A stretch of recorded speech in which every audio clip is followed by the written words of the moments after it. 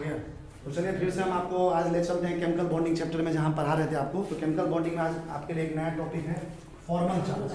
तो आज हम सबसे पहले शांति से देखिए, सबसे पहले एक टॉपिक पढ़ाएंगे जिसका नाम है फॉर्मल चार्ज। अब ये फॉर्मल चार्ज होता क्या है, इस पर बहुत सारा सवाल आता है परीक्षा में केमिकल बॉन्डिंग चैप्टर में। तो देखिए फॉर्मल चार्ज को निकालने के लिए बहुत सारा फार्मूला, जैसे देखिए अभी आपके बोर्ड पे सभी लिखा हुआ है। ये पहला फार्मूला हुआ, ये दूसरा फार्मूला हुआ, ये तीसरा फार्मूला है, ये चौथा फार्मूला। अभी हम इसमें लिखे 4 फार्मूला। किसी भी फार्मूला को अप्लाई कीजिएगा फॉर्मल चार्ज आसानी से निकल जाएगा, लेकिन हर सवाल में ये वाला फार्मूला इस्तेमाल कीजिए। पहला वाला जो फार्मूला लगा है इससे तुमको आसानी से बन जाएगा क्वेश्चन। बात समझ में आ रहा है? इससे भी बनेगा, इससे भी बनेगा, इससे भी बनेगा, लेकिन ये वाला फार्मूला लगाओगे तो कभी भी कोई परेशानी होगा ही नहीं।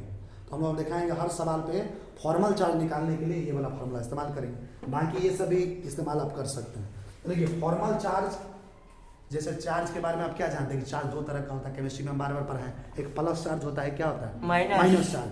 तो ये फॉर्मल चार्ज क्या होता है, देखो फॉर्मल चार्ज निकालने के लिए एक फार्मूला है। Formal charge is equal to number of valence electron minus number of non bonding electron minus number of bonds.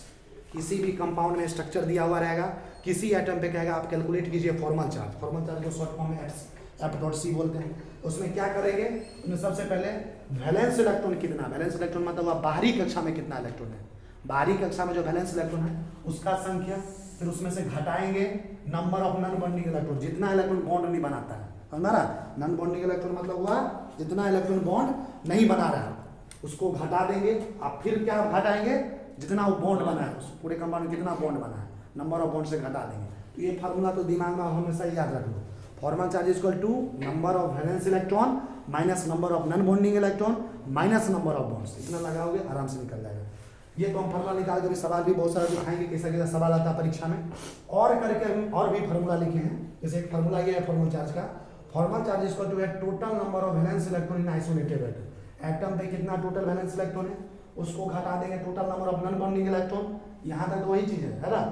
यहाँ पे देखो minus half 1/2 Guna total number of bonding electron.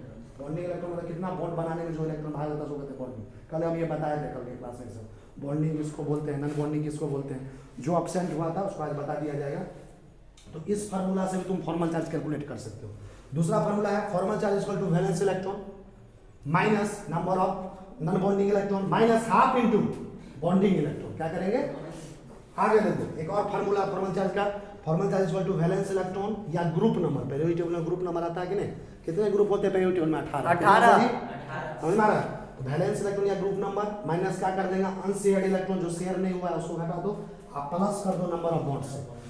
ये चारों फार्मूला से आपको फॉर्मल चार्ज निकाल सकते हैं, लेकिन ये चारों फार्मूला आपको याद रखना है, लेकिन यूज हमेशा पहला वाला करना है, उसी से सब सवाल बन जाएगा कितना भी खतरनाक सवाल हो। आप देखो फॉर्मल चार्ज पे किस तरह का सवाल पूछा जाता है परीक्षा में, उसको हम टाइप से बांटे हुए। जैसे देखिए सबसे पहला सवाल की कैटेगरी को मान लीजिए टाइप 1। क्या करेंगे टाइप 1 में किस तरह का सवाल पूछा जाएगा फॉर्मल चार्ज पे उसको बता दें। जैसे सबसे पहला एग्जाम्पल O3 का मतलब ओजोन होता है। याद है पहला चैप्टर में तुमको हम ओजोन का स्ट्रक्चर बताए थे।